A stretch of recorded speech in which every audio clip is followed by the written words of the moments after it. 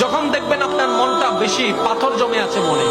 যখন আপনি দেখবেন আপনার মনে বেশি পাথর জমে আছে, আপনার দুঃখ কষ্ট বুঝার মতো কেউ নাই, আপনার চোখের মূল্যায়ন, চোখের পানির মূল্যায়ন দেওয়ার মতো কেউ নাই, আপনার দুঃখ কেউ বুঝছে না, আপনার কষ্ট কেউ বুঝতেছে না, আপনার আশে নেই, পাশে নাই, নাই কেউ নাই, আপনি যখন খুব একা মনে হবে, আপনার দুনিয়ার কষ্ট যখন আপনাকে চেপে ধরবে, আপনি কিচ্ছু করবেন না, শুধু একটা কাজ করবেন, যাই নামাজটা পিছিয়ে ডাইরেক্ট সিজদায় চলে যান, ডাইরেক্ট সিজদায় চলে যান, কপালটাকে ঝুঁকাই দেন, নাকটাকে ঝুঁকাই দেন, হাতটাকে ঝুঁকাই দেন, নিজের অস্তিত্ব বিলীন করে দেন, চোখটা বন্ধ করে সিজদার মধ্যে চলে যান। আল্লাহর ওয়াস্তে করে বলছি, কিচ্ছু করা লাগবে না, শুধু সিজদার মধ্যে পড়তে থাকেন, সিজদায় পড়ে থাকেন, কান্না করতে থাকেন, ওনাকে বুঝান যিনি আপনি না বললেও সবকিছু বুঝে, ওই রবকে জানান যিনি আপনি না জানেলেও সবকিছু জানে। দুনিয়ার মানুষ তো আজকে বললে কালকে চুপ উল্টাই ফেলে, ব্ল্যাকমেইল করতে শুরু করে, রব তো সবকিছু জানার পরও দোষ গোপন করে রেখেছে। ওই রবের দরবারে সবকিছু বলতে থাকেন, 1টা মিনিট, 2টা মিনিট, 3টা মিনিট, দেখবেন আপনার সমস্যা তখন সমাধান না হলো